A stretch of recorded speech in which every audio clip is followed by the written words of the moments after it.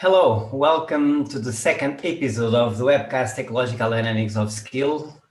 In this first series, Pedro Passos and I, Duarte Araújo, will discuss ideas, research and applications with key players from both the academy and the professional practice who understand skill as a relational property of the performer, meaning that although skill has to do with the characteristics of the individual, it can only be defined in relation to a task and the context.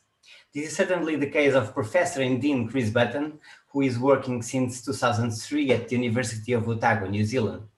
Chris is among the first PhD students of Professor Keith Davids who embrace an ecological dynamics approach to sport behavior.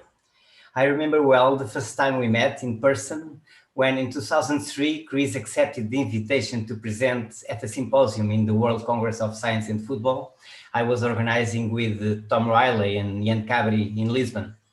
Button's paper was named The Influential Role of Task Constraints in Acquiring Football Skills, and it was already mentioning learning phases that were not influenced by the mental information processing approach, such as the cognitive, associative, and autonomous phases, and he was presenting a relational and transactional or ecological understanding of it, mentioning the phases such as search, discover, and exploit, which became common in the ecological dynamics approach. Also, it was the first time I heard the term direct learning, which challenged the understanding of learning as synonym of memorization to a broader understanding of what learning means. With Keith Davids and Simon Bennett, Chris wrote the first edition of the Dynamics of Skill Acquisition book, which was printed in 2008, and recently he led its second edition. It is a pleasure to have you here, Chris, and I would like to start by asking what are the novel messages of this second edition of the book, which explicitly indicates that it follows an ecological dynamics approach. Thank you, Duarte, and also thank you, Pedro, for inviting me. First of all, it's a pleasure to join you all the way from New Zealand. I'm in my living room, and so I'm not at work. It's 11 o'clock in the evening here, so I'm going to do my very best to try and entertain and stay awake. And yeah, I appreciate the opportunity to talk a little bit about the second edition of Dynamics of Skill Acquisition that came out last year, just as we were heading across the world into lockdown. So the timing of the release probably couldn't have been any worse of the new book. But I'm certainly very happy with it. You said what are the key differences? Well, probably up front, I should acknowledge we've new co-authors. Professor Ludovic Seifert from Rouen joins us in the team, as does Jai Chow from Singapore. And there's this other Portuguese fella who I can't quite remember the name of, but it was you actually, Duarte. Yeah, you joined us as well. So it's a different team from the first edition, and it's a fantastic, in my opinion, the dream team in relation to ecological dynamics. We all share, I think, slightly different emphases in terms of our research and our understanding of ecological dynamics, but I think we also share many common ideas as well. So those five are the key authors. We've changed the structure of the book quite a lot in the first edition. I was always a little dissatisfied that there were 4 fairly heavy theory-based chapters prior to getting stuck into sort of practice. So in this edition, we've changed it so that each chapter throughout the book fuses theory with practice. So I think it's a little bit more accessible, hopefully, to not just researchers, but coaches, to students, obviously, as well as practitioners. So that's a big change. We've incorporated new, exciting laboratory activities, again, for the students, largely to get them engaged and not just to feel that this is something they sit down and read, but that they can use and work with. And in fact, about 70%, I think, of the material is new. We when we set out to write it, Duarte, you might remember when we had early meetings, we were talking about, maybe there'll be about 25% of the material will be new. But as we got stuck into the chapters, it became clear that so much has changed and been published since 2008 that we just couldn't do justice to the book without making it quite fresh. There's a lot of new research, new ideas from all over the world, published in very, very different laboratories. And yeah, I'm really proud, I think, of the fact that it is actually quite a different book. As much as I like the first book, I think this one is really good as well. And hopefully other people think so too. There's new chapters in there. We have a fantastic new chapter that you yourself, Duarte, lead wrote in terms of looking at athletes in terms of their intelligence and what that means from an ecological dynamics perspective. We've added a chapter which includes the socio-cultural constraints on athletes, and again, there's lots of emerging research in that space that's really exciting right now. We've got a new chapter that redefines learning, looks at it from both physical and perceptual processes. You talked about direct learning, Duarte, and that chapter again, I think is a really nice one, a new addition. And there's new chapters on talent identification and perceptual motor training. So there's all sorts of new material in there. Yeah, so I'm in a nutshell very happy with it. I'm certainly going to be trying to use it as much as I can in my teaching, and I hope that it encourages other researchers to engage with some of these ideas and to think about whether it's suitable for them. Yeah, so that's probably enough for me. And any more questions about it, or is there anything specifically you'd like me to refer to? I have questions for you, Chris. Good. So can I start, Ward, or do you have please. any? Okay. So I own the book and I read it. It's amazing, and congratulations to you both for this fantastic piece. It's mainly, the book is about motor learning, and as you said, one of the aims of the book is trying to redefine motor learning. But for me, one question still open, and I want your help trying to answer this question, which is, what happened to a performer when he learns to do something? What is the process of acquiring? I know that Duarte doesn't like very much the word of acquiring or acquisition. But anyway, it doesn't matter now. But what happened to a performer when he acquired a new technique, for instance? Can you tell us a little bit what is motor learning? What motor learning is about? Sure. And if you don't mind, I'm going to refer to an activity which I know you like, because I've just started to learn to surf. Okay, nice. so up until last year, I'd never managed to stand up on a surfboard, never really managed to do anything other than get, sort of flung off it without even managing to stay up on a surfboard. So over here in New Zealand, there's fantastic opportunities to go surfing. So I thought during lockdown, it might be quite a nice thing to try to learn. And stupidly, I thought this looks like a fairly simple sort of activity. Just stand up and sort of look good, try to find a wave, and it'll just sort of take you into the beach. And I couldn't have been more wrong. I think it's been one of the most challenging things that I've ever tried to do. So what changes when people learn a skill? I certainly think there's a better appreciation of the environment in terms of what's happening around you. I certainly better understand, that waves are something not to be underestimated and to be respected. Mm-hmm. Of course, they come in regular patterns as well, and some regular, some irregular. So you get a bit of a sense of when a set of waves will come, and then a lull. And that, of course, as you know, from a surfing perspective, is an invitation to try to paddle out to the back of the waves. So again, I had no concept of that at all when I started. So I was trying to pummel my way through, paddling through these big waves and getting absolutely exhausted. I'm sure you remember this, Pedro, when you started exactly. surfing. So it was for me an absolute battle to begin with, and I can imagine that for other learners, whatever the activities it is that they're learning, it can feel like that. It can be so frustrating.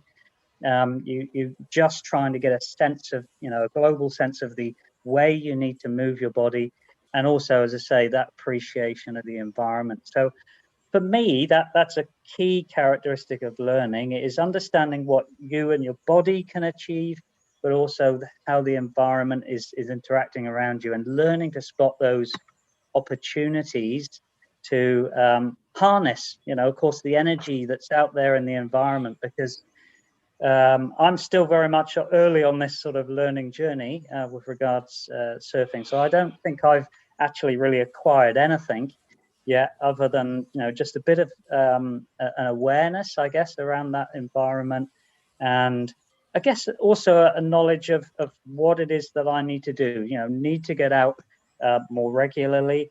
I need to perhaps think about the sort of conditions I go surfing in. Maybe ignore those really high 3-meter waves for a while until I can cope with the more gentle stuff. So the long answer to your question, but for me, those are some of the key characteristics that changed as I've been learning this task. Yeah, okay. But when you learn, in a certain way, you change the way you interact with the surfboard, the way you interact with the waves. It is a transformation process, right? I know that in your book, you talk about the concept that might be a little bit weird for the persons who are not so familiar with ecological dynamics and with the dynamical system theory, which is an attractor. And I know that you, up to a certain point, you relate the learning transformations, the learning process with the building of an attractor. So can you give us a little bit more information regarding these? So in your process of learning to surf, which I hope you continue, how these attractors may change in the course of your learning process. Sure. And again, an attractor from a dynamical systems perspective is really just another word for a stable movement pattern. So for me, it's about trying to find a stable movement pattern, which will allow me to get up, stand up onto the board, and to be able to direct the board so I can take advantage of the energy of the wave as it comes in from behind me. And that in itself is a challenge, because I need to work out a way that I can, first of all, spot a good wave that's going to be appropriate for me, be in the right position in the sea to be able to just catch it as it's beginning to break. And of course, then I also need to hop up onto the board as relatively quickly. This is, again, something I'm learning that, I thought, this could be just done, over a cup of tea or however long it might take me. But of course, it must be done relatively quickly. And again, that does take a bit of technique. So, I wouldn't say that I've got it nailed and it's an attractive state right now. It's still very unstable. But yeah, as I learn, as I gather confidence, I've started to notice this. It was a gradual process, but all of a sudden, every now and again, I'm sort of getting that movement pattern, and it is, I think, quite a non-linear process. It wasn't for me that it was just going to gradually, get better and better and better. Instead, it seemed to come in fits and starts, and sometimes I thought I had it and I didn't, and it went backwards. And other times I really got it, in a session I could be up on the board several times. So that non-linearity as well is a characteristic of developing these attractor states. I noticed that one word that you use that make me curious is about stable.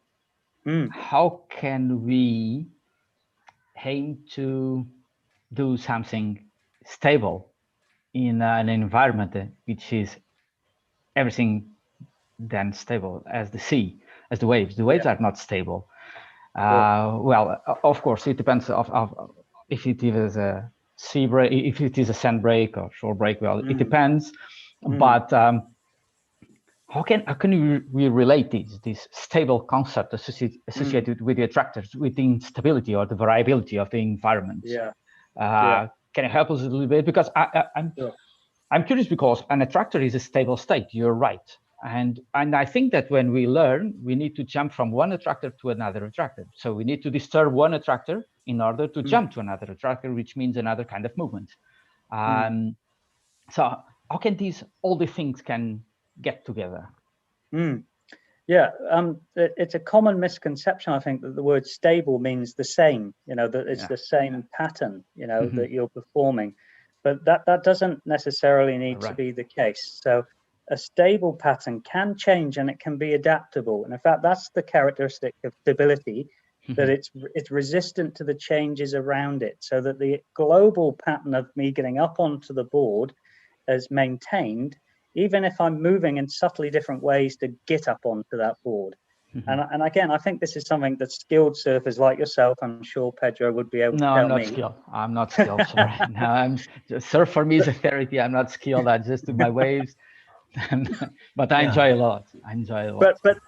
But the idea again that you do need to change, but you can still have a stable pattern is important. I think a lot of people, when I'm teaching students, often get that confused. They think it means that it's just the same pattern that doesn't change. But stability is really just about the pattern being resistant to perturbation and change from outside. So and don't you think that one of the challenge that remain regarding research on ecological dynamics is how to identify and how to characterize the attractors? I think that is one of the things that most attract me when I start working with Keith and with Duarte is, okay, how can I characterize an attractor? And what are the control parameters that make me understand when we jump from one attractor to another? I think this kind of challenge remains. I'm not sure if we evolve too much on this area of research. What do you think about this? Yeah. I think it's an interesting point. We were sort of blessed, I think, with Kelso's work of this real simple sort of attractor pattern, with bimanual finger movement, which seemed, so intuitive and perhaps pleasant, to understand and to grasp the idea of an attractor state. But then, of course, once we went beyond sort of single-digit movements or single degree of freedom joints to whole body movements, where there's an awful amount of capacity for joints to co-adapt and interact together, and degeneracy becomes such a fundamental characteristic of human movement that it becomes quite difficult to find these attractor states. And as you suggest, the order parameters that characterize them. And then, of course, the challenges are saying is, well, what are the control parameters that need to change to move me from an attractor state to another one? So, we, in some regards, we were blessed, I think, with that early Kelso work, but we've struggled perhaps to jump out and to move beyond it. But that was actually the basis of my PhD, was to look at how reaching and grasping could be considered a culmination, if you want, of an attractor state, where we're looking to move in a discrete way, not in a cyclical way, but in a discrete way to move out and grasp an object.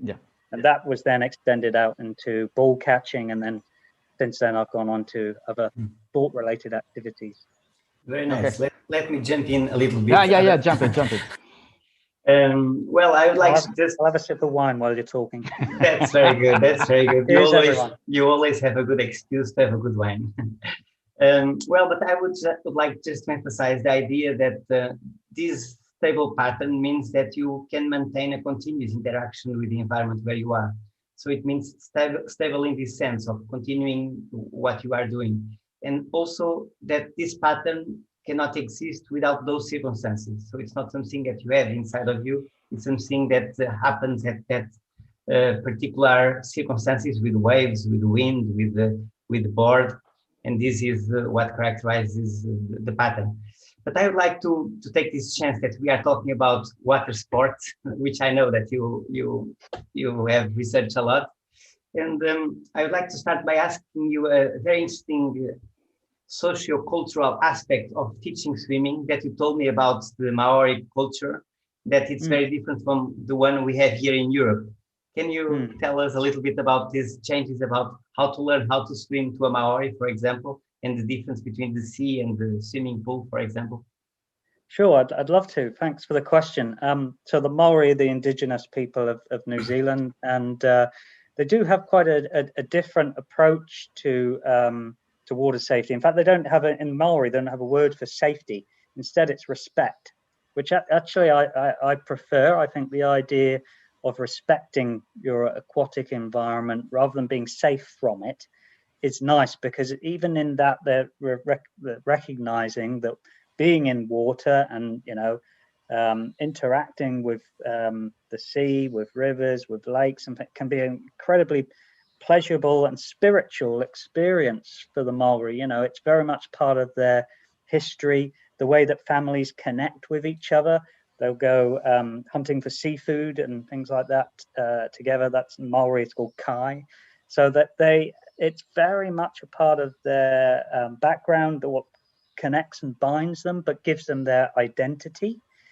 And so when a Maori person introduces themselves to you, they talk about their mountain where they grew up, which was close to a mountain, and also the river that was close to them.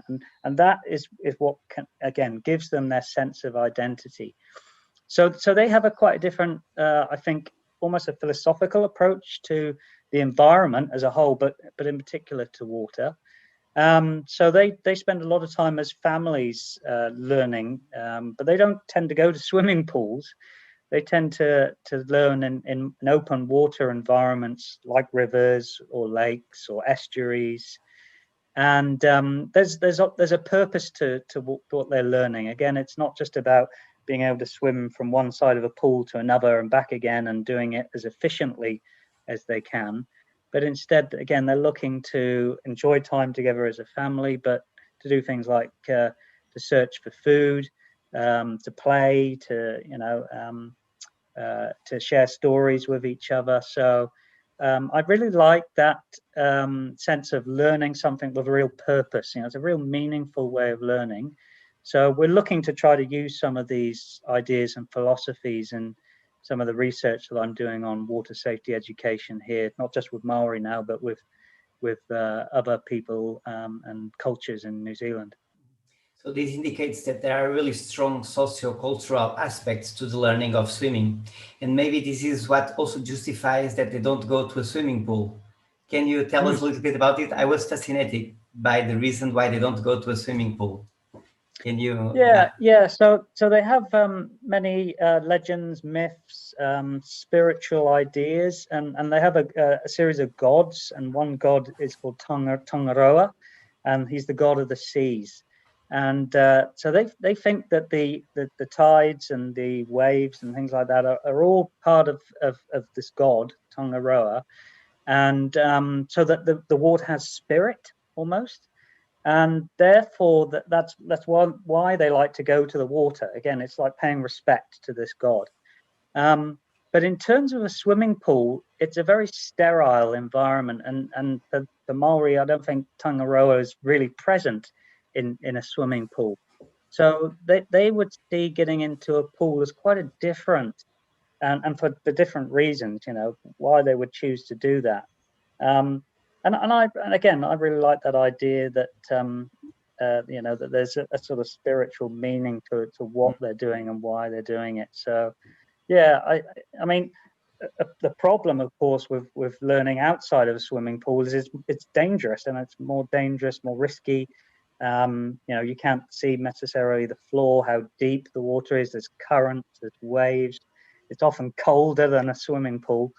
So for all of those factors, unfortunately, Maori have a bad record for drowning over here in New Zealand. So it's something that, again, we're really trying to help to address and work with them.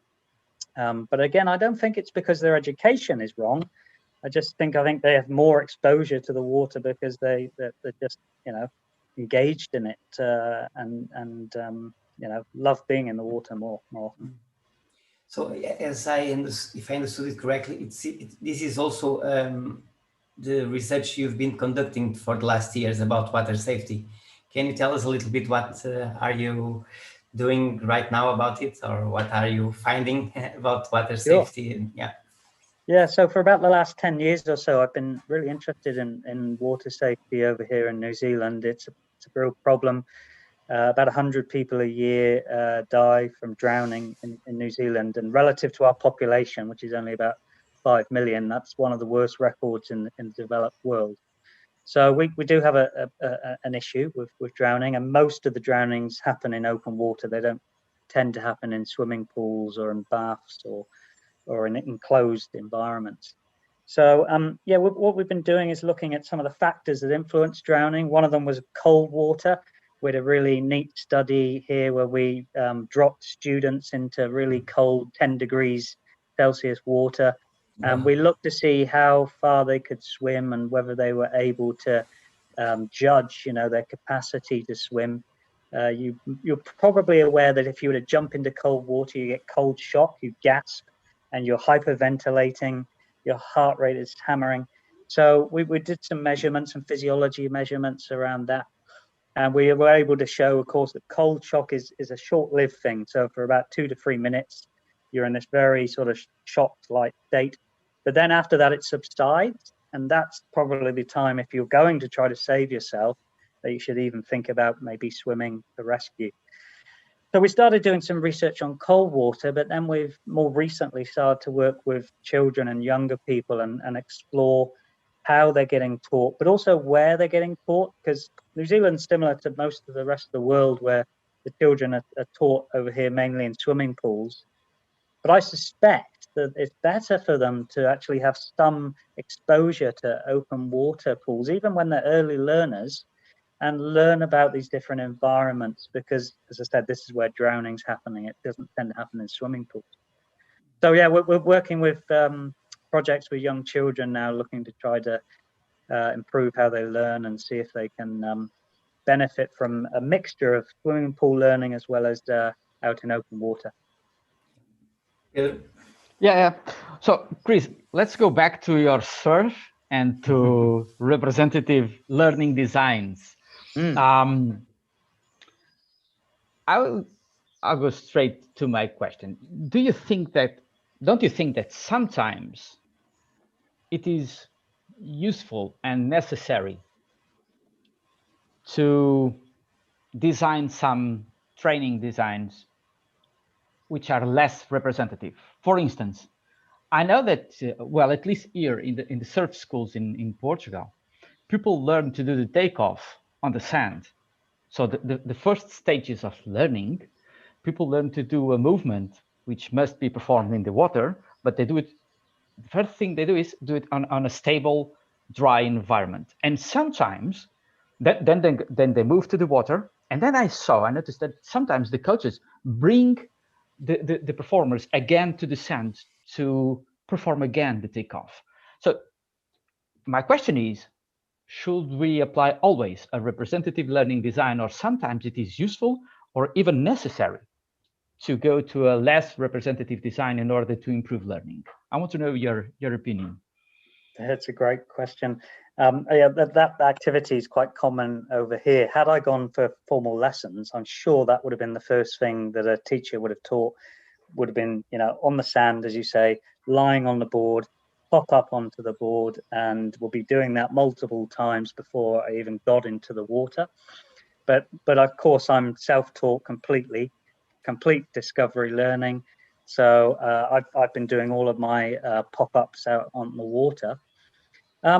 I think this something that's, and this is a really good question around representative learning design. So in some situations, maybe it's okay to choose an environment where it doesn't exactly represent what you're going to perform in later on. But I think there's also, you got to be careful about doing that where there's fundamental differences between the environment that you're looking to be able to perform in and the one where you're practicing. So if I was to spend too long doing this activity on the sand and not being aware of the moment when I should be jumping up onto the board, because that I think is the key to surfing in my novice-like activity, is knowing that moment when the nose of the board just starts to lift and the power of the wave is getting, beneath the board. you don't get that on the sand, Pedro. Exactly. All you get is a foolish look on your face because you're jumping up under a board and occasionally falling off. Yeah. So that's I guess where I wouldn't spend too much time practicing, in those sort of very impoverished environments. I'd be looking to get to an environment that's more representative relatively quickly. Agree. I totally agree with you. But when we move on to team sports, for instance, which so many variables, the interactions between teammates and the interactions with the defenders. And when we talk about representative learning designs, people tend to ask us, so is everything about the game? So the representative learning design, you put the players play the game, and that's it. That is a training session. No, it is not. You need to choose some subphases that are representative of what happens in a match. That's why I'm asking this. Is sometimes we need to recreate some. I'm not sure if this is correct to say, but sometimes you need to decrease a little bit the representativeness of the design in order to trying to get some aims, trying to get some goals. Are we moving towards representative learning design methodology in the future? Do you think? Because this is new. This is all brand new. Yeah. It is. I mean, Brunswick's ideas, of course, have been around for some time, but we've just started to really understand and apply them more in the motor learning field. I teach team sports as well, coach football. It's my other passion other than water safety. So, and there's often times where I'm coaching a group of children and I find, they're just not getting this concept or idea where we're kicking the ball around or passing. So often I'll get them just to pick the ball up and throw the ball to each other and to try to explain concept or an idea, by simplifying the task a little bit. Now, I don't think for me that I've chosen to take the task and make it less representative. Instead, I've looked to try to, make the task a little bit less challenging and demanding for them. Yes. But I can still, I think, get the concept and idea across better than perhaps, taking them into a completely different environment. But I do understand what you're saying. Sometimes, an athlete, a high performance athlete might just get sick to death of the same environment, or there may be injury concerns, about competing in the same way. We do a little bit of work here with snow sports in New Zealand, and they use these big mats or bags, to jump into and do some of the aerial maneuvers so that they land in the bags rather than on snow, because they get it wrong, of course, they get injured. So I've had very interesting chats with coaches here about whether that, is conflicting with representative learning design to do that. And of course, there are other research studies on things like diving where, some researchers in our field have shown that, again, if you dive into these sort of practice pits like they do in gymnastics as well, maybe you get a slightly different sort of behavior than you would if the consequences are different than when they're diving into a pool or diving onto the snow. The interesting thing is that time flies so fast when we are discussing these things. While Pedro is selecting one or two questions from the chat, I will just like to highlight something about representative design, in the sense that it's not really about representing the environments, but representing the function, highlighting the functions. And this function can be with more how can I say, more simplified means of how the environment is presented. And in this way, it can be really in the sand, it can be really in different, with other different components, but that where the function that you are training is present. So this is, I think, a key point in representative design. But as Pedro says, there is a way that we are trying to do in a sense of having a methodology that shows all these paths towards representativeness. Pedro, did you find any questions for? Yeah, I did. There is a nice question here from Vera from Finland, and he asks, would you say that the concept of stability refers also to increasing expertise in that a more skilled performer is not so sensitive to external environmental perturbations? Yeah, very good question, Vera, and I completely agree that increasing expertise can be linked to increasing stability. Yeah, so that their movement pattern is not so sensitive to subtle changes in the environment. So that's one of the goals of expertise, but it might not be, again, given a certain situation, a wise move to have one completely deep, stable attractor pattern that you can't move from. In some situations you need multi-stability, the ability to jump from an attractor to another. So but the point is, usually increasing expertise is about developing more stability in their movement patterns. Yeah, we have questions arising. We also have a nice question from Fernando Pereira, a colleague of ours, and he says, how do you define swimming in open water in terms of a dynamical skills acquisition? Can you comment on that, Chris? Yes, so hopefully I explained that open water is maybe not in enclosed environments like swimming pools, but more natural, open outdoor environments such as a beach or a river.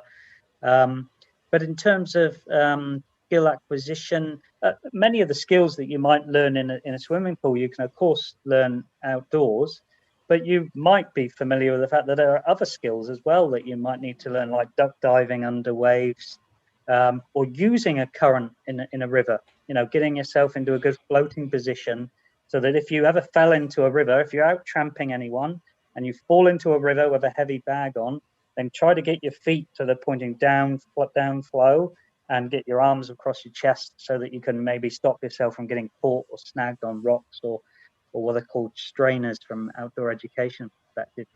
So there are a range of skills you can learn outside, but the key point is that the outside environment, the open water environment, are much more dynamic, much more difficult to read, and that's a skill in itself, is learning to read your environment more effectively.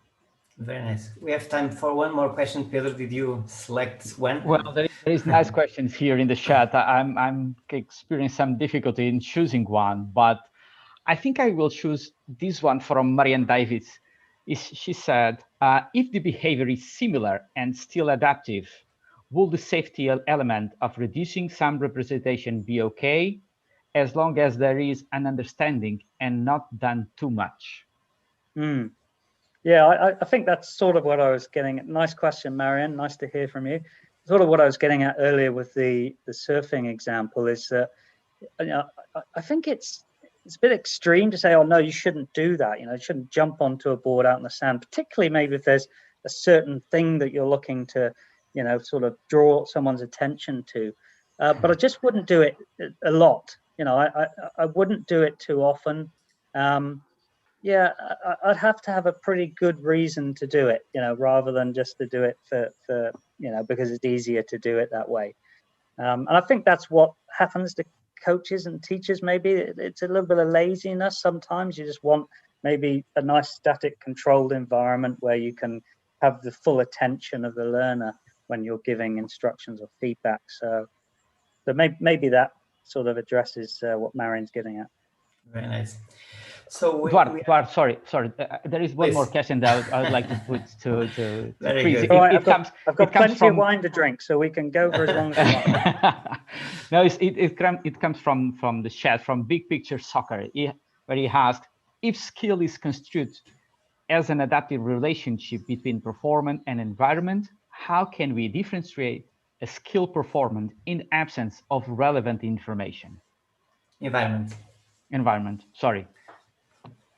Can we talk about a skilled performer without an environment for reference? Oh, okay. So they're not skilled, they're no longer skilled if they don't have an environment. So if I took Lionel Messi off the football pitch, how would I be able to tell that he's a skilled player? Is that what you're getting at? Yeah. Well, that's a really interesting point, isn't it? Do they continue to have skill outside of their environment?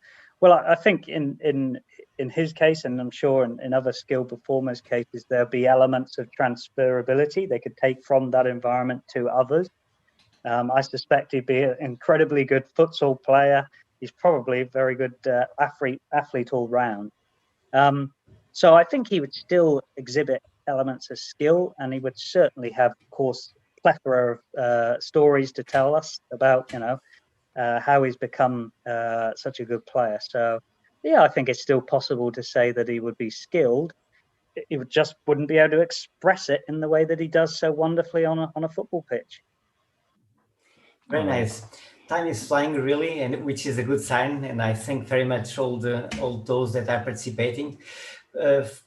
Before I present the next speaker for the next week, Pedro would like to say something and about just to tell everyone that we are organizing a Sport Science Congress, digital and online version, which is now in the YouTube. As you can see here, you can get all the information that you need in the link in the site, but just trying to take a look.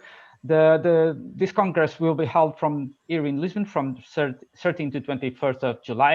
And I think it is a very nice opportunity for those who want to present the most recent research work in a short communication format. And well, all these with a fee which is quite acceptable. So we hope to receive your abstracts and see you in this digital format in the next month. I hope so. So thank you, everyone. Very nice. So for the next week, we will have Jai Shaw, also one of the authors of the Dynamics of Skill Acquisition that Chris was talking about minutes before, and he will have quite a hellish presentation talking about what the hell is nonlinear pedagogy. Of course, this question was raised by Pedro, who really wants to make the sharp questions to all our guests. Well, Chris, thank you very much for being here. I know that it's late now in New Zealand, but you are here very sharp and clear as always. And I thank all those that participate in this chat and assisting to our webcast. Thank you very much, and we will be here next week. Thank you. Cheers.